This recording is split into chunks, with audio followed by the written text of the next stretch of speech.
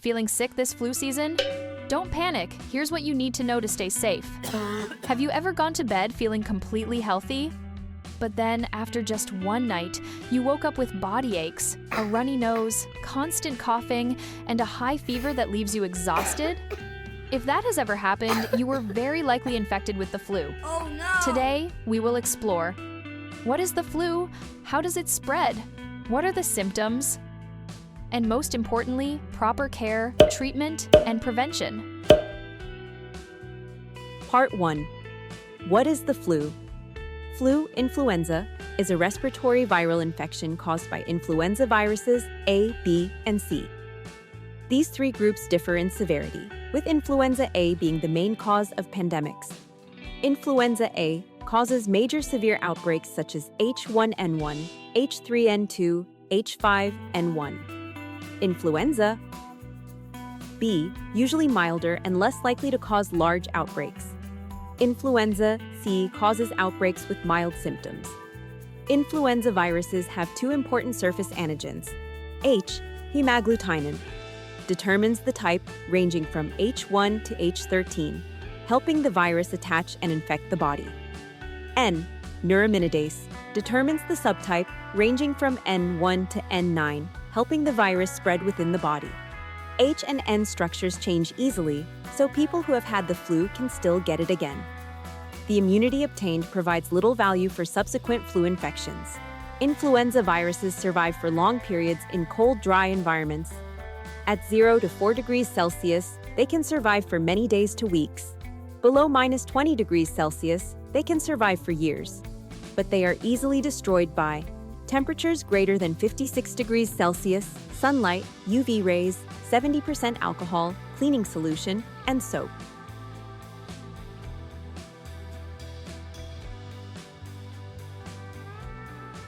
Part 2. How does the flu spread?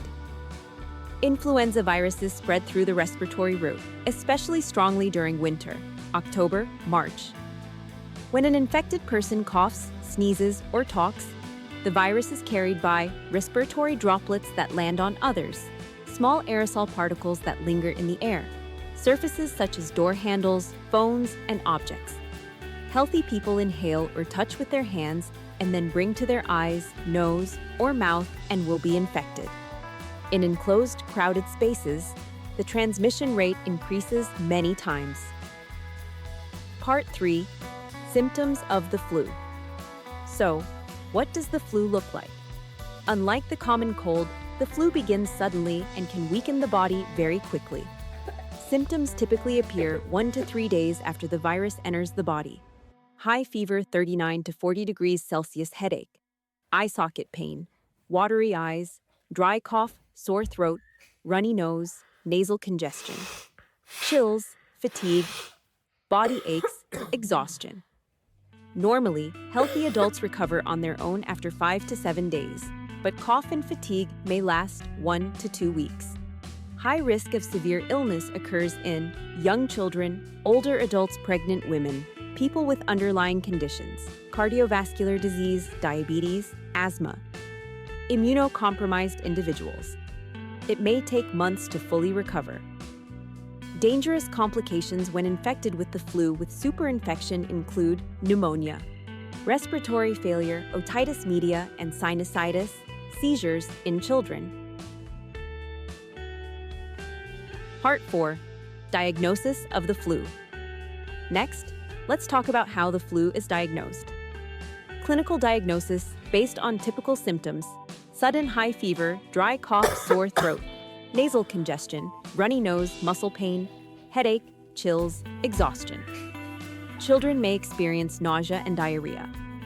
Laboratory diagnosis, EA. Rapid influenza antigen test. Results available in 15 to 20 minutes, identifies influenza A or B. RT-PCR provides a definitive diagnosis used in hospitals and major laboratories. Can differentiate flu strains such as H1N1, H3N2. C. Virus culture/serology tests. Little used in routine medical examination. Used in research and surveillance.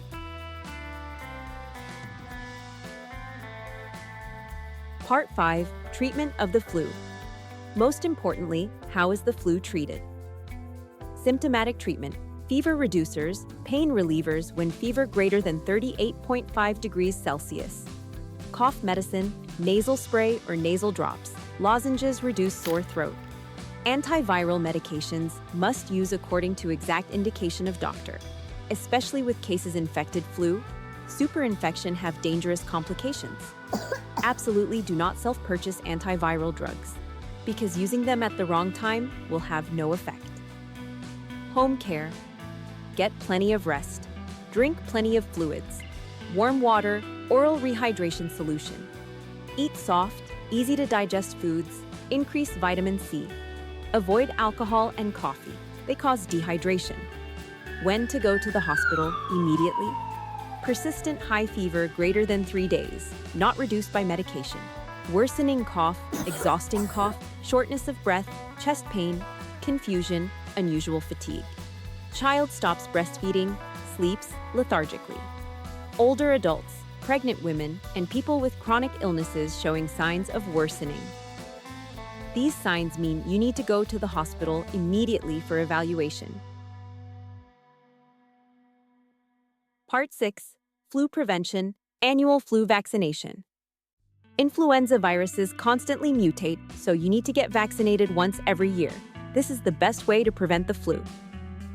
Strengthening personal immunity. Keep warm in cold weather, get enough sleep, reduce stress. Eat plenty of vegetables and fruits. Stay hydrated, supplement with vitamin C and zinc. Personal hygiene. Cover your mouth with a tissue when coughing or sneezing. Wash your hands frequently with soap. Avoid touching your face.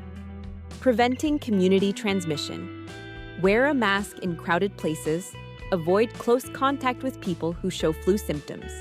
When being tired, fever, cough, should rest at home to avoid spreading to others. Keep your home clean and ventilated. Regularly clean, frequently touch surfaces. Door handles, phones, keyboards. Open windows to improve air circulation. The flu is not just a mild illness.